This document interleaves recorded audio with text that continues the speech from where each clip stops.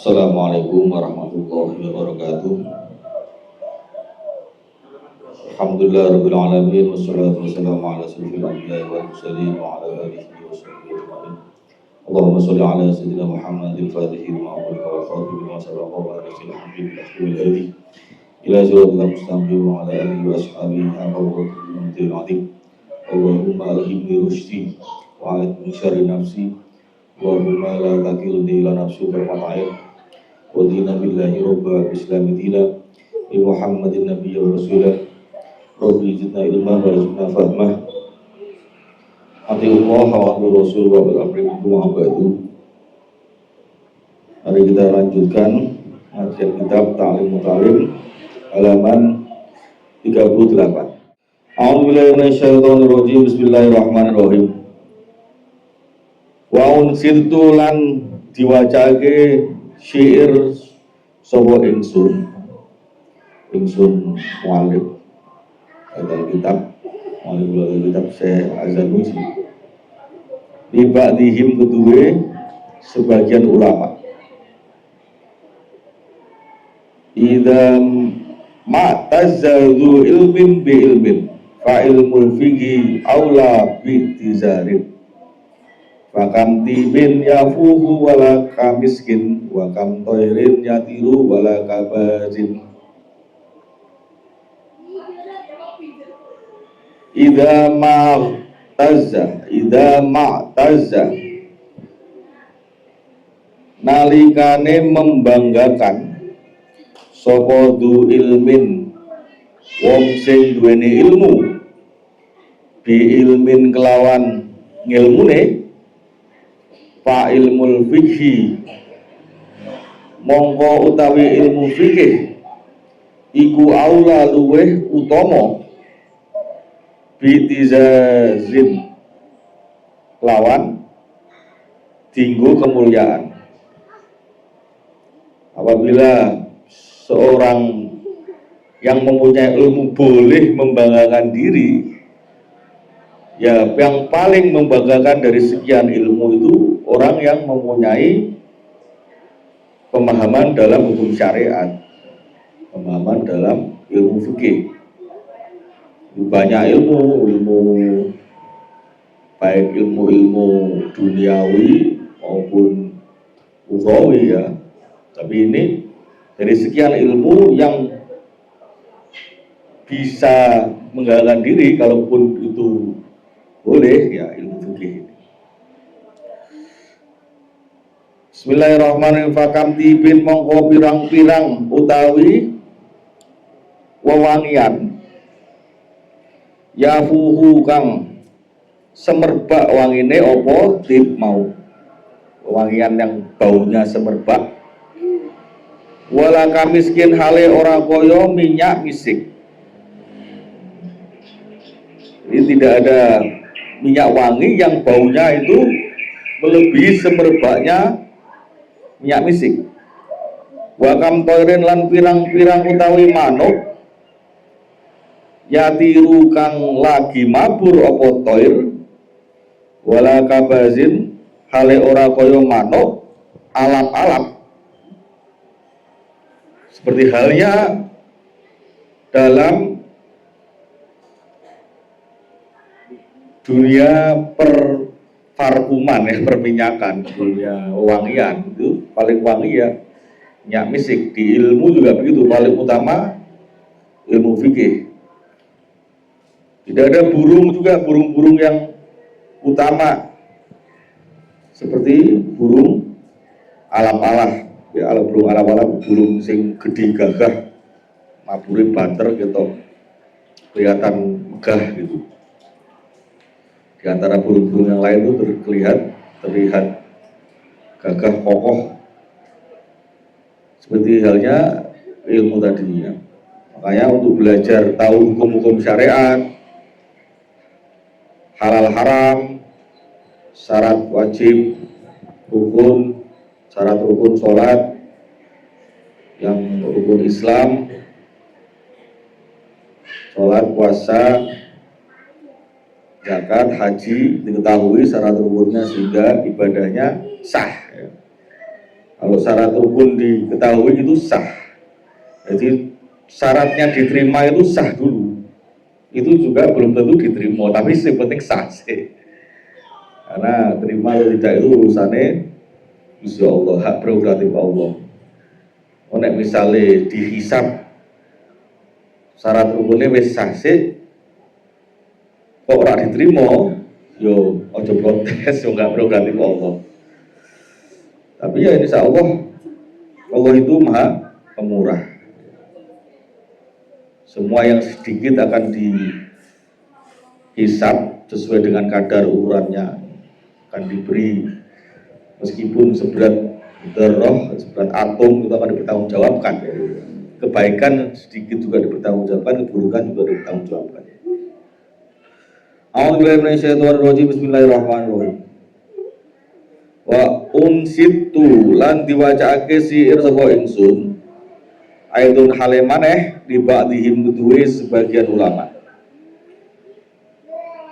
Alfiku anfasu kulli syai'in atadakhiruh wa may yadrus al ilma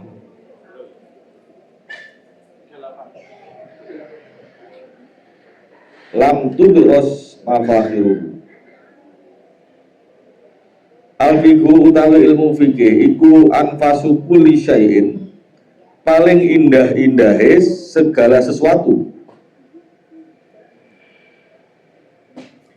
Anta kamu tawi sira iku dzakhirahu, wong sing nyimpeni syai'. Jadi ilmu fikih itu indah-indahnya segala sesuatu, maksud indah-indahnya sebuah simpanan harta yang sangat berharga, yang paling tinggi nilainya. Nah, dari ilmu tahu halal haram, tahu ahkamul khamsah, 5 hukum-hukum halal, haram, makruh, mubah, sunnah, tahu maqasidus syariah, misalnya juga bahwa tujuan diterapkannya syariat itu ada 5, menurut ulama, Imam Asy-Syatibi terutama itu, untuk memelihara agama, memelihara akal, memelihara jiwa, memelihara keturunan, memelihara harta. Tujuan hukum itu dibuat itu untuk 5 itu. Bismillahirrahmanirrahim. Man utawi sapane wong iku ya terus lamun belajar sapa man al ilma ing ilmu, lam tudros mongko ora bakal ilang, ora bakal diilangi apa mafakhiruhu, kemuliaane ilmu. Jadi kalau mau belajar ilmu itu akan terus tahu tentang fikih, di dunia menyelamatkan kehidupan duniawinya, di akhirat menyelamatkan kehidupan akhiratnya. Jadi tidak akan hilang ilmu itu ketika sudah dipelajari, karena disitulah akhlak itu dibentuk. Jadi orang yang bisa memperoleh hikmah itu, menurut Imam Ghazali itu persane ilmu, udah tahu banyak hal, udah tahu hukum-hukum, udah tahu ilmu-ilmu yang lain, misalnya ilmu nahwu shoroh, balaghah, ilmu sejarah, ilmu yang lain-lain, itu nanti akan dihimpun oleh yang punya ilmu, sehingga akalnya itu mampu menimbang-nimbang informasi. Kalau akal yang sehat, itu informasinya cukup. Jadi orang yang cerdas tapi informasinya nggak cukup karena kurangnya ilmu. Ilmu itu antara lain akan membentuk pengalaman-pengalaman. Jadi misalnya anak kecil kok 1 SD dengan anak SMA, tentunya banyak pengalamannya SMA. Tapi secara kecerdasan bisa jadi cerdas kelas 1 SD. Tapi karena ini pengalamannya lebih banyak, informasinya yang masuk lebih banyak, tentunya dia lebih bisa untuk menjelaskan banyak hal gitu. Tapi untuk kecerdasan bisa jadi yang SD ini kelas 1 sampai kelas 6 ranking G terus. Sing SMA ini nggak pernah ranking 1 misalnya. Nah, itu antara gambarannya bahwa kecerdasan dengan pengalaman itu ada sambung dan tidak sambungnya gitu. Tapi kalau yang kelas 1 SD tadi di dalam perjalanannya itu kemudian sama, kemudian yang SMA tadi karena pengalamannya sama, satu cerdas dengan pengalaman, satu kurang cerdas dengan pengalaman, ya hasilnya tentunya berbeda.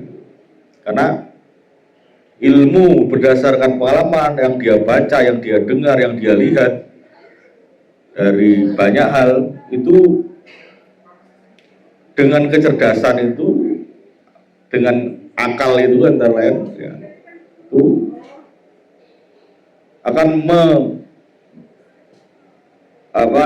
akan meras ilmu yang dia dapat menjadi hikmah atau tidak gitu. Mampu nggak itu kira-kira keilmuannya itu memperoleh hikmah itu. Nah, hikmah ini yang sering disinggung ya dalam berbagai sampai dimuat dalam ini nilai sila Pancasila, kerakyatan yang dipimpin oleh hikmat kebijaksanaan dalam permusyawaratan perwakilan itu sampai dijadikan dasar negara oleh Soekarno, itu artinya tinggi hikmah. Bismillahirrahmanirrahim. Faksib ae fatshat ya. Monggo mempengo sapa sira linafsika kanggo awak dhewe sira, jangan setengah-setengah, jangan males, jangan aras-arasen ya. Ma ing ilmu ya. Asbahta wis dadi isuk sapa sira iku tajhalu ora paham sapa sira ing ma. Fa awalul ilmi mongko utawi awale ilmu iku ikbalun kebahagiaan. Wa akhiruhu utawi akhir ilmu ikbalun aidon ya. Itu kebahagiaan lagi. Jadi bersungguh-sungguhlah untuk mengejar ilmu itu, karena ilmu itu akan membahagiakan perjalanan kehidupan ini. Mergo kita nggak bahagia itu karena kebodohan kita dalam sudut pandang kehidupannya itu. Nah, kadang orang yang kurang ilmu akhirnya seringnya pandangannya sempit, point of view-nya itu sempit gitu. Jadi kita yang dipandang itu yang akhirnya membuat kehidupannya itu serba tidak bahagia akhirnya. Harusnya kalau orang berilmu segala sesuatunya bahagia. Awalnya bahagia, akhir kehidupannya di akhirat, awalnya di dunia ini, akhirnya juga bahagia juga. Asbahta wis dadi isuk-isuk sapa sira, maksudnya apa? Asbahta itu tahu-tahu waktu itu berjalan cepat. Kalau waktu kasef, waktu itu kayak pedang. Suatu saat akan membunuhmu. Suatu saat waktu itu akan memedang diri kita, karena umur itu cepat gitu. Padahal kematian itu selalu mengintai gitu. Kita nggak tahu kapan ajal akan menjemput, tapi keselamatan atau kehidupan kita di dunia, di akhirat ini banyak kurangnya. Misalnya ilmu-ilmu yang dibutuhkan, untuk menyelamatkan akidah, menyelamatkan ibadah kita, menyelamatkan kehidupan akhirat kita, koyo-koyo kurang. Nah itu tahu-tahu sudah pagi, sudah artinya cepat sekali. Tajhalu orang paham sapa sira, ini sindiran penyair kepada orang yang dalam ilmu itu kurang pengejarannya, kurang dalam memperolehnya. Bismillahirrahmanirrahim. Wa kafalan wis nyukupis opo bila dadil ilmi, kelezatan ilmu, wal fikhilan fikih, wal fahmilan memahami, apane daian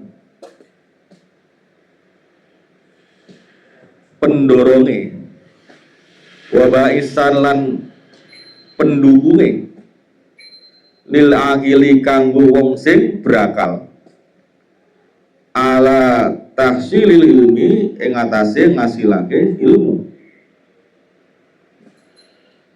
Jadi ilmu sendiri itu kelezatannya itu sudah mencukupi semuanya. Kalau orang yang sudah mampu merasakan kelezatan nikmatnya ilmu itu dengan pemahaman-pemahamannya tentang fikih, tahu mana yang menjadi penyemangat dalam belajarnya, tahu mana yang menjadi hal yang mendukungnya. Jadi ini gunanya penggunaan akal yang sesuai, yang baik, akal yang sehat. Mesti orang yang akalnya sehat, yang dipikirkan itu resiko. Jangan melihat itu mimpi. Maksudnya apa? Orang itu kadang, misalnya yang hal kecil itu, kalau bisnis itu kan pada umumnya, wah ini prospeknya bagus, keuntungannya bisa 200%, 300% per bulan misalnya. Marketing itu saham, forex, yang disampaikan itu mimpi-mimpi investasi. Tapi nggak pernah menjelaskan resiko bahwa ketika misalnya untung 100% itu ruginya ya 100%. Gitu. Tapi yang disampaikan itu mimpi. Jadi ini bank itu kadang-kadang nakalan itu. Yang disampaikan itu untuk menggait ini nasabah investasi bentuknya apa penanaman modal berbentuk asuransi segala macam itu, tahu-tahu BRI kemarin sempat tahu-tahu saldonya hilang ya hampir 40% lah, padahal nggak pernah dibilang itu. Nanti kalau setelah 5 tahun bisa diambil Pak, hitung-hitungannya itu 5 tahun lumayan gitu. Sudah 5 tahun dibel, waktunya ini kok berkurang, lah nggak diinformasikan. Katanya asuransi, ada artinya kalau asuransi itu kan ada jaminan, wah ini nggak transparan, diambil aja. Bank BRI-nya bilang biarin aja, nanti nggak nunggu naik Pak, nggak naik ke Suben, wisura mana awal mana nggak transparan maksudnya, baik tinggalkan aja. Nah itu resiko itu harus tahu. Kadang keteledoran kita itu terbuai mimpi, tapi resikonya ini. Bismillahirrahmanirrahim. Wa qad yatawalladu, lan terkadang muncul, terkadang lahir opo al-kasalu, sifat males. Nah ini musuh terbesar pencari ilmu, sifat males. Min kasrotil bulghum, saking akeh kotoran lan lendir ya, kotoran-kotoran lendir di sekitar gigi dan gusi mulut. Kotoran-kotoran mulut yang tidak dibersihkan itu bisa menyebabkan malas, penyakit, banyak penyakit. Warutu batilan, teles-teles, ya, teles-teles yang di dalam mulut tadi. Sifat malas ini semua orang itu punya gitu. Sing ketok sregep itu ya punya kemalasan sendiri, yang ketok malas ya memang malas gitu. Tapi orang-orang itu jenenge yang namanya manusia itu pasti punya sifat malas. Tinggal yang sregep-sregep itu tahu cara apa yang untuk menanggulangi kemalasannya itu. Ketika belajar itu pendorongnya tahu, pendukungnya tahu, sehingga sifat malasnya itu bisa dikurangi lah. Tapi tetap baik, dengan manusia itu pasti ada malasan, dan sebabnya antara lain karena kotoran-kotoran di mulut. Wa tariqut taklilihi, utawi jalur nyithikake bulgham mau ya, kotoran-kotoran dalam mulut tadi, sekitar gigi dan gusi. Iku taklilu to'am, mengurangi makan, jangan kebanyakan makan, ojo kakean jajan. Ini bab penting, ini enggak ini ya menyinggung siapapun yang kita tes, soalnya begitu. sing hobi makan soalnya banyak ya, termasuk yang ngomong dia hobi makan. Bismillahirrahmanirrahim. Kila didawake itafaqawis sepakat sopo sabuna 70 apane tobiban doktere ala annan nisyani ing atas sak temene lali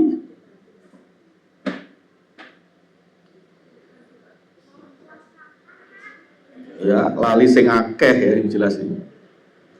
Anna dalam redaksi lain itu anna kasrotan nisyani, saat temene lali apa saat temene akeh lali. Iku ming kasrotil bulgomi, saking akeh bulgom mau, kotoran-kotoran dalam mulut dan gigi tadi, lendir-lendir yang basah tadi. Ini makanya perlu untuk rajin pakai siwak. Ini ada, saya bawa siwak terus, tapi kadang yang lali juga bersih-bersih. Tapi sih penting tas itu saya usahakan tak bawa siwak itu. Jadi pas males gosok gigi siakan gitu. Nah, diprotes karo opa, bau beli enak pas lali.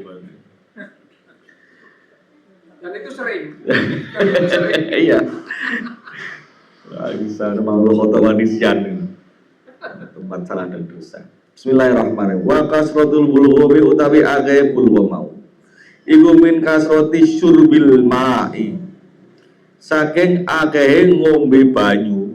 Terakhir penyebabnya itu banyak minum. Akhirnya lendirnya di mulut tuh banyak keluar.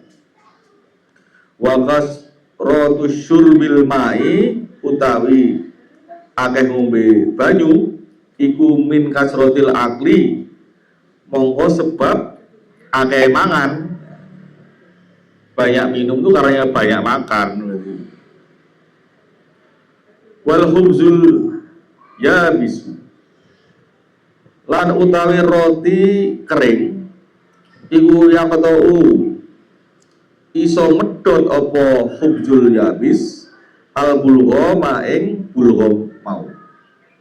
Kotoran-kotoran itu bisa hilang kalau kita mau rodok, rekoso, prihatin makannya roti kering. Ya tentunya roti kering itu sekarang gampang ya, maksudnya roti mari, roti kering-kering itu gampang. Ya yang jelas kalau kebanyakan itu nggak bagus. Banyak minum, banyak makan. Sebabnya banyak minum ya banyak yang makan.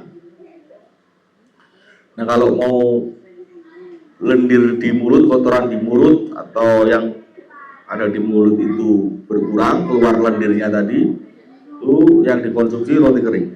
Wa kadzalika lan kaya dene mengkono-mengkono khubzul yabis aklu zabibi utawi mangan anggur kering ala riki ing atase weteng kosong. Jadi ini jalur tirakat ini, sing kering-kering sing dimakan. Anggur kering pada waktu perut belum kemasukan makanan minuman. Itu bisa membantu agar lendir di mulut itu nggak banyak keluar. Paling tidak itu diketahui itu kalau kita bangun tidur, mambune ini nogone bau naganya itu banyak apa enggak? Kalau terlalu banyak lah itu artinya perlu untuk diwaspadai. Walaupun sebelum tidur itu gosok gigi, karena ini nggak termasuk kondisi konsumsi tubuh, bukan kebersihan gigi ininya. Kalau di sini itu banyak makan, banyak minum, tidur, wah itu di situ banyak keluar biasanya pas waktu tidur itu. Nenek kadang tidur kebayangan terus dan ngiler kan gitu. Nah itu ngilernya kotoran itu yang bulgham itu. Bismillahirrahmanirrahim. Wala yuksiru lan orang ngekeh-ngekehake sapa man minhu saking zabib anggur kering, tidak boleh makan kebanyakan, hatta la yahtaja, sehingga ora butuh sapa man ila surbil mai maring ngombe banyu, fayazidu mongko nambahi apa surbil ma al bulgham bulgham, kotoran mulut tadi. Jadi makan anggur kering, makan roti kering juga nggak boleh banyak. Kalau banyak juga percuma, karena juga jadinya banyak minum. Karena cairan yang terlalu banyak dalam tubuh itu akan keluar lama-lama lewat mulut. Dan itu juga biasanya kondisi ya orang yang ayan itu kan keluar banyak. Itu bahkan sampai mumpluk-mumpluk. Itu juga tanda penyakit gitu kan, ada penyakit. Jadi kalau makan berlebihan, minum berlebihan, kondisi tubuh itu kelebihan air itu faktor utama bulgham itu muncul. Ini agak beda ya dengan medis ya. Medis itu malah nganjurkan minum air putih 8 liter per hari kan gitu. Agak beda. 8 liter itu berapa ya? Saya itu jarang minum. Tanya Ova, saya jarang minum. Jarang, Pak. Jadi kalau habis makan itu minumnya paling sedikit. Sisanya tak kasih Nova. Bukan karena nggak doyan minum, wis biasa begitu, Mas. Bukan karena bukan karena tirakat nggak minum banyak, memang nggak sedikit, minumnya sedikit. Iya, mungkin karena itu auto tirakat gitu. Auto tirakat biasa sidik, jadi orang roson itu ternyata menyehatkan gitu maksudnya. Dalam perspektif ini ya, perspektif talim. Bismillahirrahmanirrahim. Wasiwaku lah, ini siwak. Lan utawi siwak ya ini. Ibu yuqallilu iso nyidekake apa siwak al bulgham bulgham. Jadi siwak ini bisa menyedikitkan kotoran-kotoran tadi ya. Otomatis kalau kita sering siwak, mulutnya sering dibersihkan ya, relatif bersih, kotorannya berkurang. Tapi kalau minumnya banyak, ya munculnya banyak juga. Ya, sering-sering siwak aja, di mana-mana bawa gitu. Dan siwak ini beda dengan pasta gigi, beda dengan bersikat gigi ya. Walaupun sama-sama ilatnya itu membersihkan mulut, ini ada zat-zat yang berbeda dengan pasta gigi gitu ya.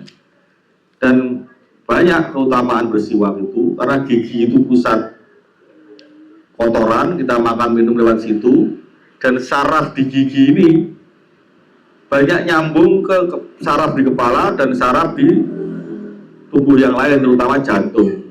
Kesehatan jantung, kolbu itu banyak tersambung ke wilayah mulut. Jadi siwakan insya Allah relatif sehat, pikiran padam, karena saraf-saraf di sini yang nyambung ke seluruh tubuh itu juga ikut terbersihkan di sini insya Allah. Bismillahirrahmanirrahim. Wa yazidulan nambahi opo siwak fil khidi ing dalam apalane. Nah ini karena bersih, saraf-saraf bersih, tambah cerdas, apalannya juga nyantelan. Wal fasohatilan kefasehan ya. Pas mulutnya saraf-saraf yang kotor bersih, yang mulutnya mahrotnya berucapnya ya juga jadi fasih. Jangan-jangan ketika kita kurang fasih, yaitu kita males membersihkan mulut, males siwakan gitu. Bismillahirrahmanirrahim. Fa innahu mongko sak temene siwak iku sunnatun, tindakan sunnahnya Kanjeng Nabi Muhammad sallallahu alaihi wasallam. Saniyatun kang tinggi nilainya, sunnah yang nilainya tinggi. Banyak, utamanya tuh banyak sekali siwak ini. Karena pusat saraf itu dibersihkan, nambahi cerdas, nambahi jantung juga makin sehat, wiridan gampang padang, sebelum sholat siwakan, tambah khusyuk, belum ngaji siwakan tambah paseh, apalane gampang nyantelan, banyak pokoknya. Bohirun wabatinan dapat jauh. Bismillahirrahmanirrahim. Tazidu kang iso nambahi apa sunnah fi sawabi sholati ing dalem ganjarane sholat, jadi menambah bobot sholat. Wa qiraatil Qur'an lan maca Qur'an, nambah bobot bacaan Qur'annya. Wa kadzalika lan utawi kaya dene mengkono-mengkono siwak mau al-qoi utawi muntahake yuqalilu kang nyidikake apa muntahan al-qoi al-bulghoma ing bulghom, kotoran-kotoran mulut tadi, yang basah-basah yang di mulut, gigi dan gusi. Warudu batilan teles-teles, kotoran-kotoran akan di lendir-lendir akan dicuci, dimuntahkan. Dan lendir-lendir itu juga biasanya kalau orang yang dicerita itu gangguan itu ada terapi gurah, itu berguna ya, gurah itu. Gurah, lendir-lendir dibukakan lewat hidung, lewat mulut, biasanya panas itu. Pakai metode macam-macam. Jadi saya juga nggak pernah gurah, dulu mau gurah nggak jadi. Biar itu kotoran-kotoran yang di hidung tenggorokan berkurang. Bismillahirrahmanirrahim. Tariqu taqlilil akli lan utawi dalane nyidikake mangan. Ini iku at-ta'ammulu ngangen-ngangen. Iku at-ta'ammulu ngangen fi manafi'i qillatil akli ing dalem manfaat-manfaat sidike mangan. Jadi jalan yang menyedikitkan makan itu berpikir, berangan-angan tentang manfaat-manfaat sedikitnya makan itu. Karena jangan sampai diri kita itu tidak terkontrol makannya. Ini makan yang utama itu kan ibadah gitu. Yang pokok itu, yang makdo itu untuk menegakkan sholat. Gitu. Makan itu menjadi wajib karena untuk menegakkan sesuatu yang wajib. Jadi sesuatu yang wajib jadi wajib. Makan kemudian jadi wajib, karena kalau nggak makan kita jadinya sakit, kemudian sholat nggak bisa tegak, kesakitan, jadi tidak bisa melaksanakan kewajiban. Nah makan juga kalau ngesidiin yo marai loro, kelakean yo marai loro, gitu. Secukupnya. Bismillahirrahmanirrahim. Ya utawi manafi mau, manfaat mau iku asihatu sehat, wal ifatulan keterjagaan, makan sendiri lebih terjaga, lebih sehat. Wal isarulan mentingke wong liya, dan di situ juga nilai mementingkan orang lain. Maksudnya apa? Kalau rezeki kita banyak, misalnya kalau konsumsi kita sedikit kan mestinya akan ada sisa. Nah, itu kan sisanya kalau dibuang kan jadi mubazir. Nah, terus yang dapat rezeki saudara-saudara kita, orang sekitar kita juga bisa menikmati rezeki dari makanan-makanan kita gitu. Terakhir mentinggi wong liya, mementingkan orang lain. Wa qad qila lan iku temen didhawuhake siul tawi sihir. Fa'arun monggo iku cacat, suma'arun nuli iku yo cacat, syaqaul mar'i, cilakane seseorang, min ajri to'am, saking sebab makanan. Wa anin Nabi alaihi salatu wassalam, lan saking Kanjeng Nabi Muhammad sallallahu alaihi wasallam, anahu sak temene Kanjeng Nabi Muhammad iku kala ngendika sapa Kanjeng Nabi Muhammad, salah satun utawi ana telu kelompok ya, iku ya bugodu membenci hum ing salasah mau sapa Allah Gusti Allah min ghairi jurmin, saking tanpa dosa. Ada tiga yang dibenci Allah meskipun itu tidak berdosa. Al akulu ya wong sing mangane kakean, dibenci sama Allah. Wal bakhilu lan wong sing medhit, wal mutakabbiru lan wong sing sombong. Mangane akeh medhit sombong. Ketoke awakmu dhewe iki. Maksudnya kalau ono akan mangan, ono medite, ono sombonge. Jadi tiga ini yang sepertinya orang itu kadang tidak terasa bahwa ini sebuah dosa, gitu ya. Ketika kita kebanyakan makan, kita berarti dengan banyaknya makan itu sebenarnya kita sedang mengundang penyakit. Ya. Dan ketika kita pedit, nggak ini ya, kurang sedekahnya, kurang zakat atau zakatnya tidak digunakan, bahkan itu dibenci Allah ya, apalagi sombong ya, sombong kabur. Bismillahirrahmanirrahim. Wa ta'ammalalan angan-angan no sapa sira fi madhurri kasrotil akli, ing dalem bahaya-bahayane akeh-akeh makan. Waya utawi madhor, bahaya-bahaya mau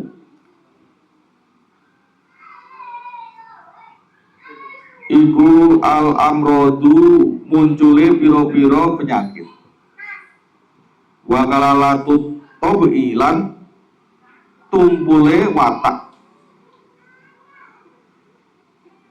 Ini kebanyakan makan, konsumsi makan kita terlalu banyak, berlebihan itu mengundang penyakit, munculnya penyakit-penyakit jadi berpotensi tinggi.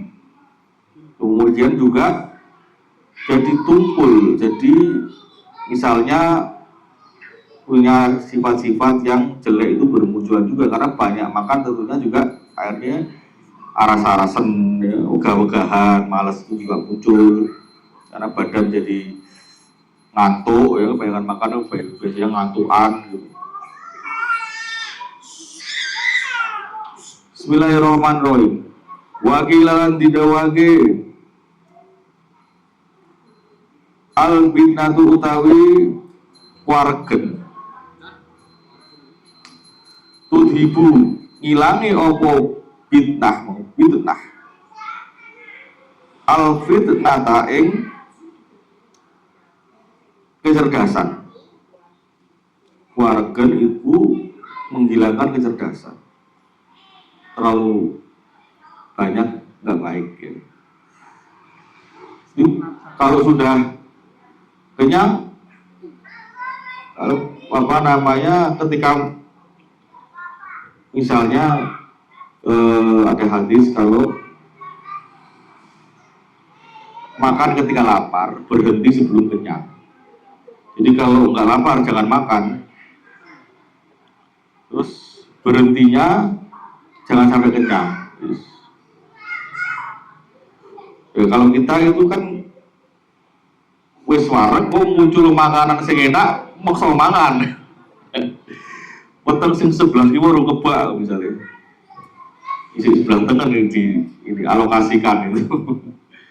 Ini muncul makanan lezat lagi, pengen kan padahal perutnya sudah penuh, pengen terus. Jadi badan itu kayak lama-lama jadi ini apa mengundang penyakit ya. Ibaratnya itu kan tumpukan-tumpukan makanan itu ke dalam tubuh itu kan ada sisi racun-racunnya semua makanan. Ada seorang syekh ya namanya Syekh Hisham Kabani, itu seorang ulama Lebanon, itu mengatakan semua makanan itu ada racunnya. Meskipun 0,01% misalnya, kalau kita sehat, itu ya ada racun nih.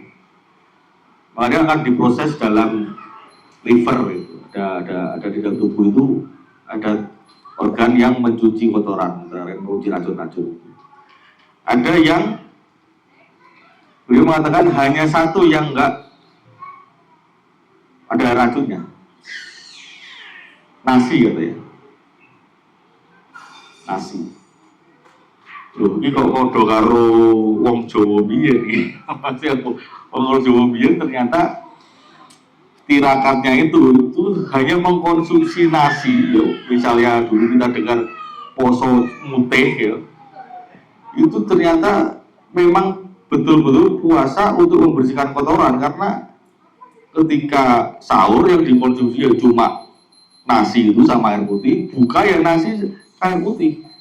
Akhirnya tubuh itu nggak masukkan racun, nggak ada sampahnya gitu untuk membersihkan diri di dalam orang dulu kalau menggembleng ini ya nafsunya gitu dalam rangka membersihkan kotoran-kotoran itu pakai nasi. Itu ternyata didukung dengan penelitiannya Syekh Hisham Kabani, dia seorang dokter juga.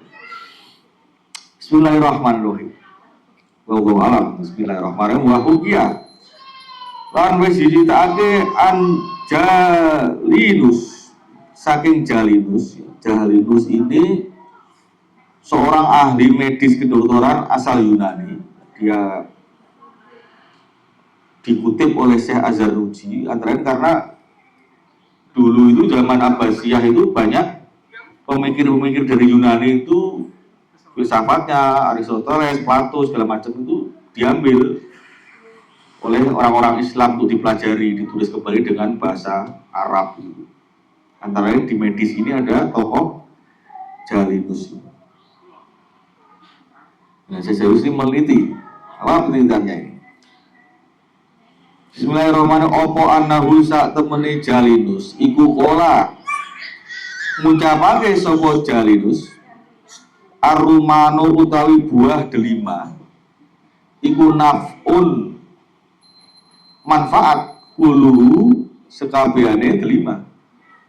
Di buah delima itu semuanya bermanfaat. Delima itu ada yang putih agak kuning-kuningan, ada yang merah.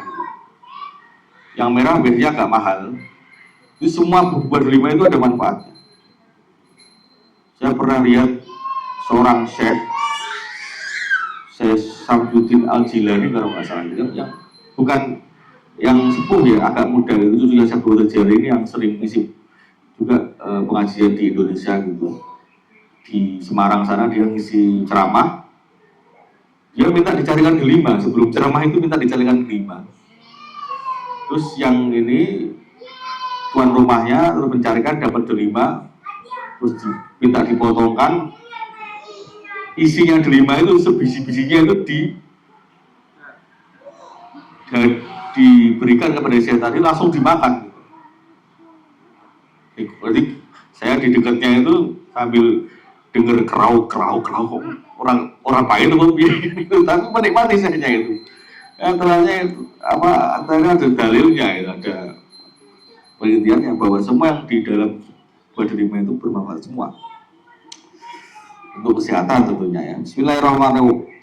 Wassamakulan utawi iwak laut iku dororun bahaya kulu sekabehane iwak laut. Maksudnya sebagian itu kebanyakan pastinya. Ini agak beda ini. Agak beda dengan Bu Susi Menteri Kelautan yang kemarin ya, Menteri Maritim.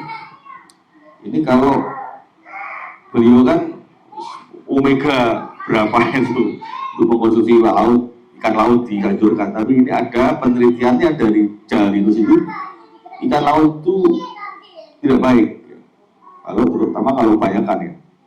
Wa khairus sama utawi sithike iwak laut iku khairun luwih bagus ya. Artinya kalau kebanyakan nggak baik. Min kasirumani tinimbang akeh delimo. Ya, ini kalau yang konsumsi ikan laut sedikit. Ini sedikit lebih baik daripada banyak yang diterima. Berarti keutamaan ikan laut yang sedikit itu, atau yang penting kebanyakan, karena protein tinggi kalau kebanyakan yang di kebutuhan tubuh itu berlebih juga nggak kepake gitu kan. Artinya kalau Syekh Jalinus Dokter Jalinus itu mengatakan ikan laut itu lebih baik daripada diterima ketika dikonsumsi sedikit, nah itu masuk akal juga. Bismillahirrahmanirrahim. Lan iku ing dalem kasiruman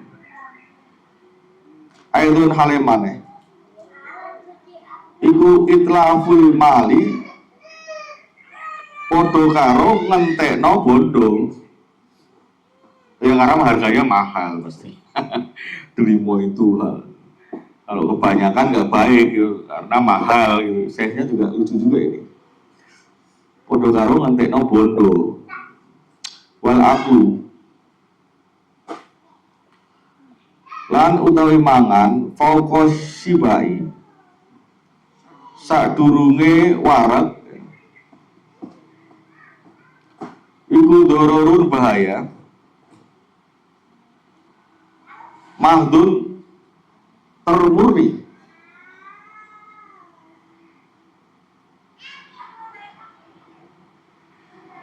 wa yastahiqu lan ngahai bihi sebab fauqa sibai saduri warak ya, maksudnya ini kan harusnya sebelum kenyang itu berhenti atau paling nggak kenyang lah gitu. Tapi kalau di atasnya kenyang itu mengandung bahaya yang betul-betul bahaya nih, termurni ya. Ini peringatan Syekh itu kalau Syekh Al-Jalusi yang mengutip Jalinus itu kebanyakan makan mengandung bahaya yang sangat. Wa yastahiqu lana haqi bihi sebab fawasibai ya, kebanyakan di atasnya kenyang tadi al-iqoba ing siksaan fidaril akhirah ing dalam panggonan akhirat. Itu bisa menyebabkan kehidupan akhiratnya siksaannya muncul, berpotensi seperti itu karena kebanyakan makan yang artinya bisa menimbulkan bahaya-bahaya yang lain itu bermunculan. Wal ukulu utawi wong sing kakean mangan iku baidun ora disenengi fil qulubi ing dalem pira-pira ati. Maksudnya pira-pira ati ya, kebanyakan makan itu orang lain itu juga lihatnya nggak suka gitu. Misalnya dewi nyumbang niku kita wakeh manganan ning nggon nyumbang iki dinteke dhewe sak wakul misale wae. Meh lamaran disuguhi karo calon ini yang mertuane sak wakul dhewe dinteke, wah iki calon mantuku kok hebat men iki. Hebat men iki. Nah itu juga maksudnya juga itu contoh-contoh kecil ya, tidak disukai banyak orang, biro-biro hati. Bismillahirrahmanirrahim. Wa tariqu taklilil akli utawi jalur nyidikno mangan iku ayak kula yen to mangan sapa man al atimatat dasimata ing makanan sing berlemak wa yuqadimu lan disiake sapa man fil akli ing dalem mangan al tofa makanan sing empuk-empuk wal ashalan sing paling disenengi. Jadi kita pengen mendidik menterapi diri sendiri biar sedikit makan itu kalau makan makanan yang berlemak. Ini malah agak lain ini ya. Kalau dokter itu menghindari semua lemak. Tapi ini tentunya ada alasan tersendiri ya, makhluk beda dengan medis yang sekarang. Makanan yang berlemak artinya juga kalau maksudnya tidak banyak ya, sedikit lemak gitu. Atau imatas dasimata yang berlemak itu justru disarankan. Ada juga yang bisa dikatakan yang punya lemak, yang sedikit berlemak. Mungkin maksudnya ben ora terlalu kurus ya.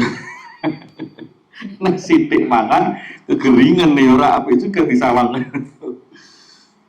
Jadi yang berlemak dianjurkan juga gitu. Dan makanan yang ini yang empuk-empuk ya, yang gampang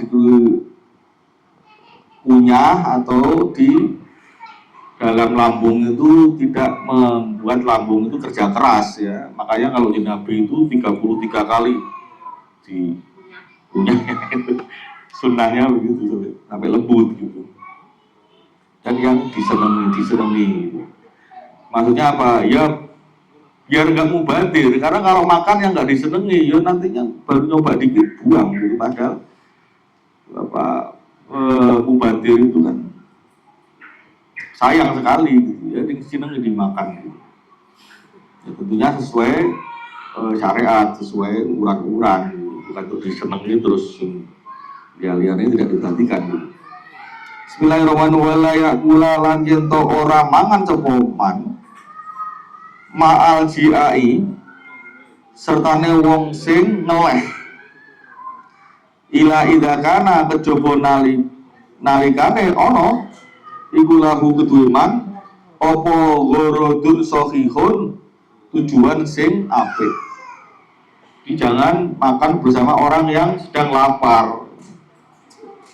Pemeneh wong sing cek latihan poso terus kowe mangan lahap ning arepe wah itu poso langsung batal ke puasa. Atau orang lagi kerja keras siang kuli bangunan lagi kerja keras ngeleh-ngeleh ya terus kamu makan di depannya dia. Wah gak jadi kerja dia nanti terus cari makanan malahan lagi lapar gitu. Ya pokoknya kalau tidak ada tujuan yang baik, jangan lakukan itu.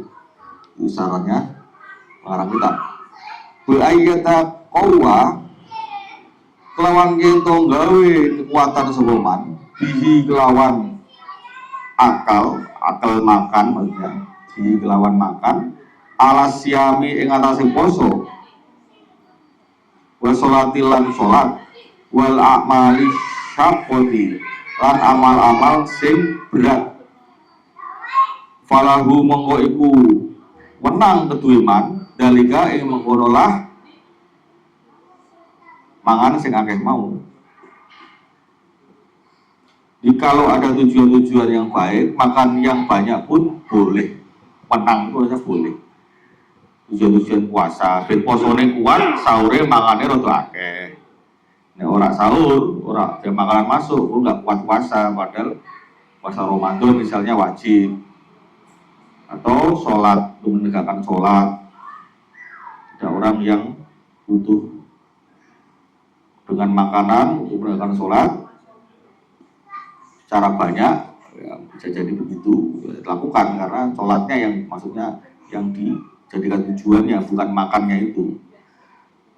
Dan amal-amal yang berat, misalnya amal-amal berat ya orang-orang punya profesi yang butuh konsumsi makanan yang banyak, supir butuh konsentrasi tinggi makanya agak banyak sebelum supir karena nek orang ini makanya cukup mampir-mampir lah, kirimannya jadi telat nanti. Atau pekerjaan yang lain, kulit bangunan, proyek dan lain-lain lah yang butuh memang energi tinggi, energi banyak. Wallahu a'lam bishawab. Wabillahi taufiq. Assalamualaikum warahmatullahi wabarakatuh.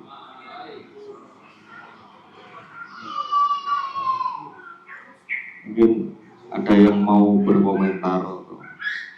Kalau tanya nggak saya ajukan ya. Komentar. Yang kamu pada kata sidik ini Imam Burhan itu aslinya siapa di? Siapa? Imam Burhan pengarang nih, pengarang kitab nih. Oh, Azhar Ruji, katanya dari Baghdad ya? Baghdad, ya. Jadi daerah sana daerah panas juga ya? Nggih. Satu ya, daerah panas kan, suasana Aceh. panas. Ya, satu fakta sama itu. Yang kedua, ya, di sana apa ada nasi? Apa bukan gandum makanan utamanya? Enggak, tadi saya cerita nasi itu lain, bukan top ini. Kan Saya disebut sangka nasi, ya. Iya, tapi Nah, kok bukan gandum? Nasi justru itu. Nah, kaitannya dengan itu. Kok yang disebutkan kok nasi? enggak, tadi Kan saya makanya roti kering tuh. saya tadi memberi contoh nasi bukan Syekh Azhar Ruji, Syekh Hisham Karbani. Ya bisa. Nah, yang begini, daerah pertanian enggak? Daerah Itu Lebanon. Lebanon kayaknya juga roti juga, ya. Lebanon kan makanan pokoknya roti. Jadi nasi sepertinya di Asia Tenggara. Jadi mungkin panjenengan diksi yang jenengan pakai itu seperti menyesuaikan diri lah. Enggak, itu kalau Syekh Hisham Karbani itu ulama sekarang, dokter dia. Untuk ulama sekarang, yang dia menukil dari Jalinus tadi. Penelitiannya sendiri, bukan Jalinus, lain. Dia ngambil dari Jalinus enggak? Enggak. Dan Jalinus itu diambil dari siapa? Jalinus yang dari kitab ini Jalinus diambil oleh Syekh Azhar Ruji kalau Jalinus itu. Pengarang kitab mengambil pendapatnya Jalinus kan. Nah, sekarang begini. Dari awal tadi saya menunjukkan fakta-fakta bahwa di sana tidak ada padi. Ya, satu. Yang kedua, orang Arab daerah panas sana itu cenderung berpakaian seperti tertutup rapat, walaupun laki-laki seperti nganggo daster.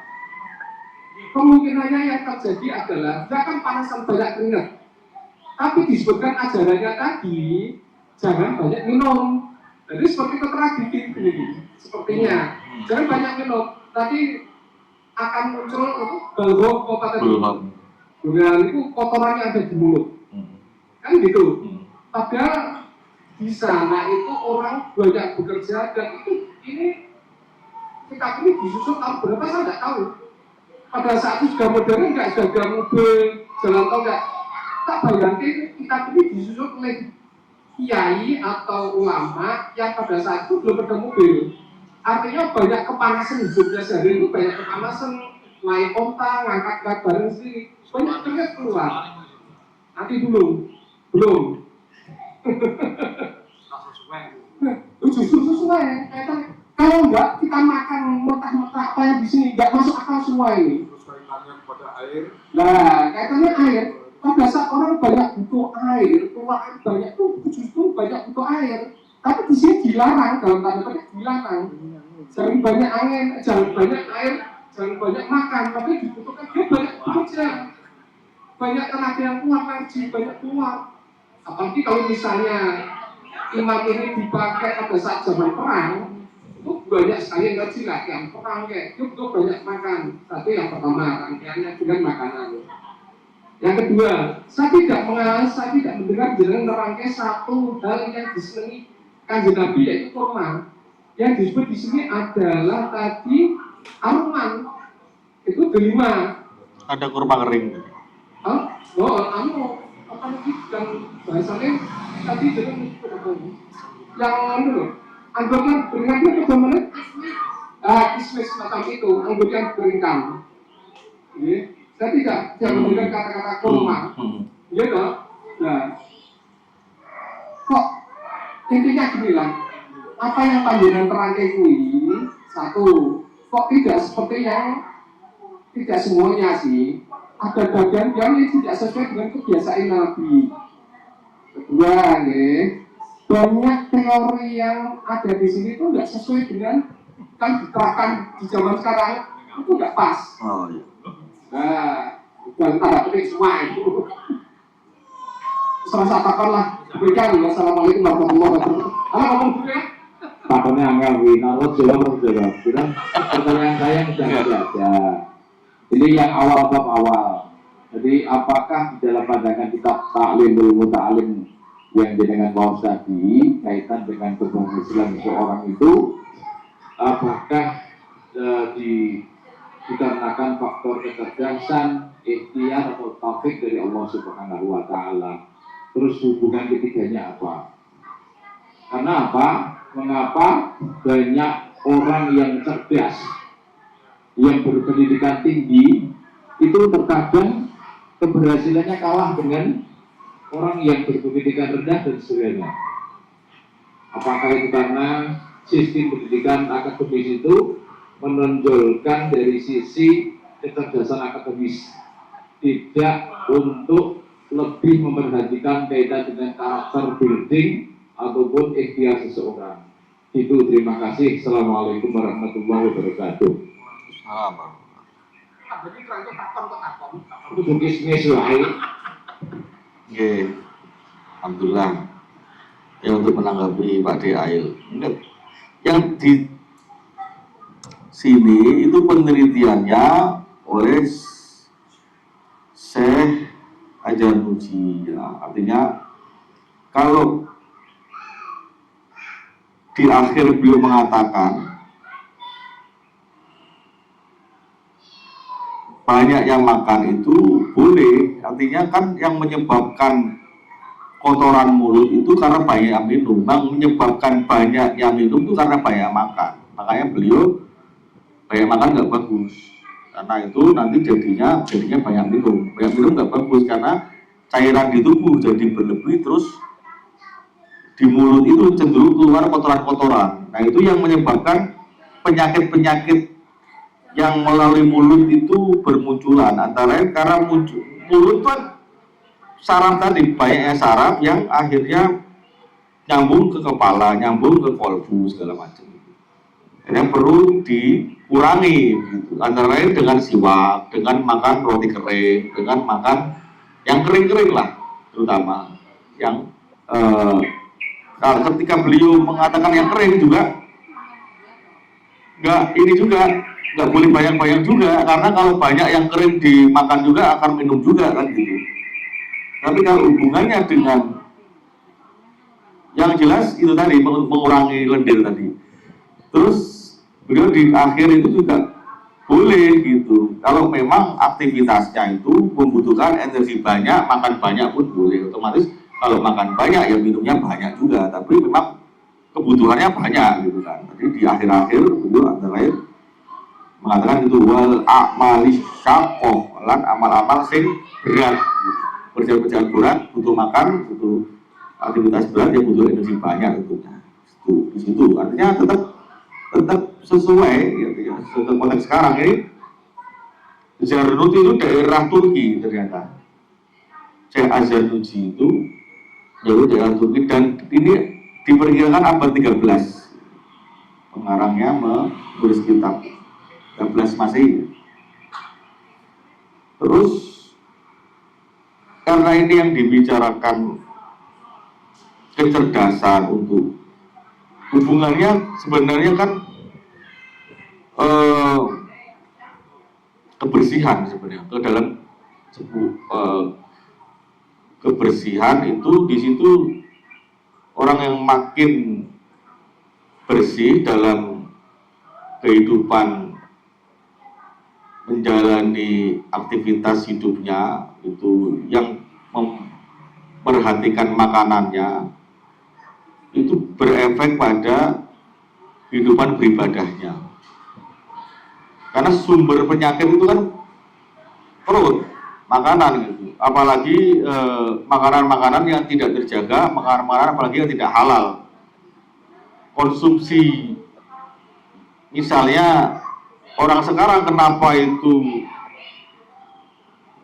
banyak yang pandai, banyak yang pintar, banyak yang berdasi, bergelar profesor, itu tetap saja dia tertangkap KPK misalnya. Ya karena dia tidak memperhatikan cahaya yang dalam kolbunya itu menyalanya dari mana. Irsyad itu tidak diperhatikan, isyrok lah kalau tidak petunjuk dan isyrok yang artinya cahaya yang menghiasi kolbu itu, karena itu datangnya dari makanan yang halal gitu. Karena sesuatu yang halal baik, dari pekerjaan halal, dari cara mendapatnya juga halal, itu masuk ke dalam tubuh, dia akan memberi energi pada tubuh. Energi itu masuk ke kolbu, menghasilkan energi yang dibuat belajar, dibuat berpikir, dan segala macam. Itu kan ibarat kita, kalau misalnya mobil atau motor itu diisi lengogas yo, atau diisi bensin oplosan yo, motor mobilnya rusak, swisis kan begitu. Dan badan itu juga begitu. Kalau yang dikonsumsi nggak bagus, nggak diperhatikan, lama-lama badan itu ya rusak. Dan akhirnya proses berpikirnya, proses menimbang-nimbangnya, proses akal bekerja itu terganggu. Sumbernya dari situ, sampai ada satu riwayat itu, ada seorang sahabat yang tanya atau minta didoakan sama Rasulullah begini dia, ya Rasulullah, saya mau Allah itu menjadikan saya itu orang yang doanya mustajab, terkabul. Tolong doakan saya, semoga Allah menjadikan saya orang yang terkabul doa, yang mustajab kalau berdoa. Terus dijawab oleh Nabi Muhammad, makan makanan yang halal. Ya, makan makanan yang halal. Coba makan makanan yang haram. Ini makanan yang haram, lambine nyolong, najis, kotoran-kotoran nggak diperhatikan, berdoa. Ya.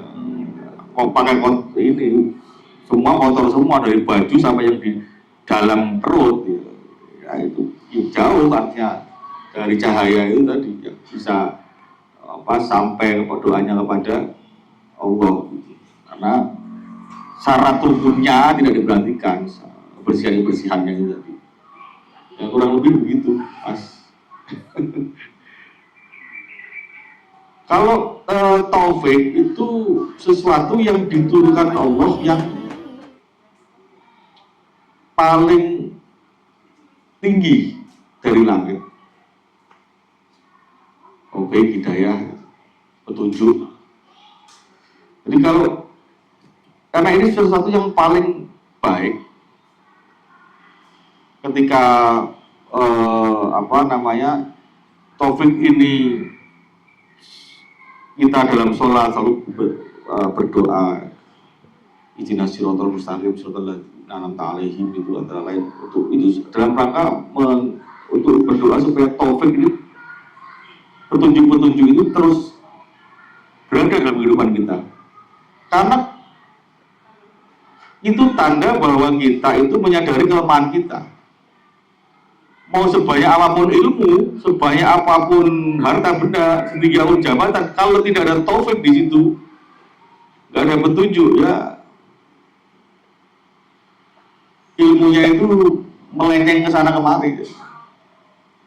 Dia tidak bisa menangkap petunjuk-petunjuk Allah dalam kehidupan. Gitu. Jadi yang sangat kurang itu mungkin banyak orang yang taufiknya kurang, artinya sholatnya itu diperhatikan sebenarnya. Sholatnya itu wasjud waqtaribnya itu diperintah sujudlah, mendekatlah untuk mendapat taufik agar rahmatnya Allah turun, ampunannya turun, maghfirahnya turun. Itu butuh sujud dan mendekatnya itu benar-benar diperhatikan, ikhlasnya diperhatikan, khusyuknya diperhatikan, kualitas daripada sholatnya diperhatikan. Jadi nek dunya muter karuan dibenahi sembahyang, insya Allah pertolongan Allah turun. Kalau begitu. Wasta'inu bis-sabri was-sholat, wis sembahyang ditunaikan, pertolongan Allah itu ditunggu dengan sabar dan sholat baru sabar. Itu sabar. Nah, begitu Mas. Oke, terima kasih semuanya. Semoga apa yang kita diskusikan, apa yang disampaikan oleh semuanya bisa bermanfaat, dan semoga Allah mengampuni dosa kita, merahmati kita semua, memberi petunjuk kita semua.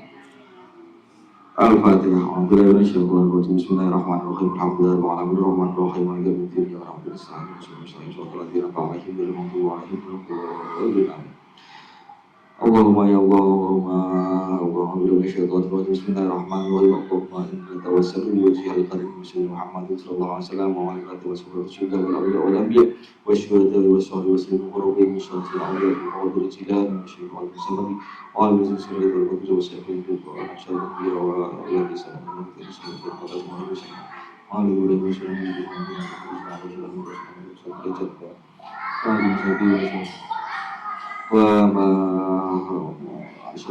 Syumasari wa saudara wa saya makhluk muslim wa Muhammad wa muslim taslim kita wa taslim sumai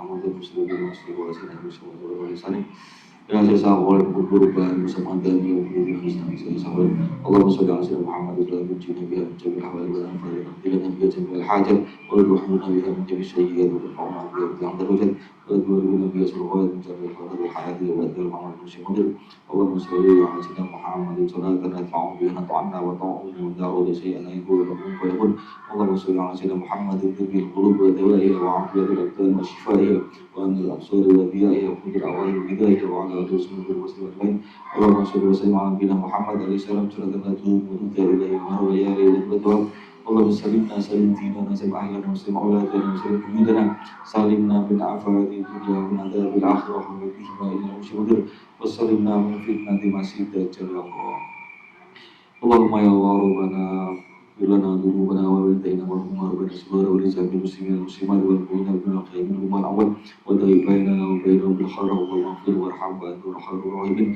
Allahumma fir ummati sayyidina Muhammad wa marham ummati sayyidina Muhammad Allahumma farid ummati sayyidina Muhammad wa masrif ummati sayyidina Muhammad wa aftah ummati sayyidina Muhammad Allahumma rabbana taqabbal du'a wa maghfir ummati sayyidina Muhammad Allahumma ya Allah nas'aluka ridha wa jannata wa na'udzu bika min nar Rabbana zalamna anfusana wa lam taghfir lana wa tarhamna lanakunanna minal khasirin Rabbana hab lana min azwajina wa dhurriyyatina qurrata a'yun waj'alna lil-muttaqina Rabbana hab lana min azwajina wa rabbana la tuzigh qulubana ba'da idh hadaytana wa hab lana min ladunka rahmah innaka antal wahhab Allahumma ya rabbana taqabbal du'a ya Allah Allahumma na'udzubika min al-hammi wal hasani wa na'udzubika min al-'ajzi wal kasali wa na'udzubika min al-jubni wal bukhli wa na'udzubika min al-harami wa na'udzubika min asy-syaithanir rajim wa syaitan maridan wa isan sudan wa na'udzubika min ghurabitaini wa rijal wa na'udzubika min adzabil qabri ya Allah wa na'udzubika min su'il khatimah bihaqqi sayyidina Muhammad sallallahu alaihi wasallam bihaqqi asyhadu an la ilaha illallah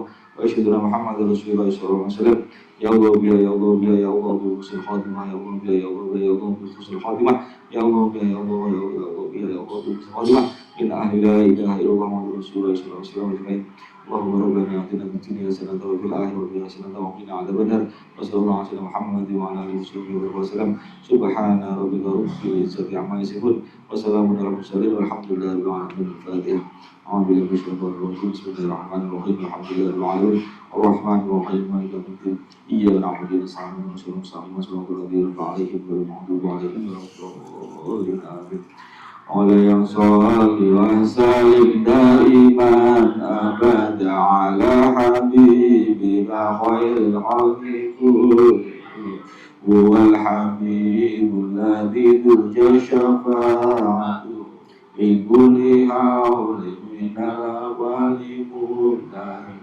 Ya Rabbi bil Mustafa bali maqasidana wa fir lana Mama ya Asiyana Rabbi ya Arhamar Rahimin Ya Arhamar Rahimin Ya Arhamar Rahimin Farij ala muslimin Assalamualaikum warahmatullahi wabarakatuh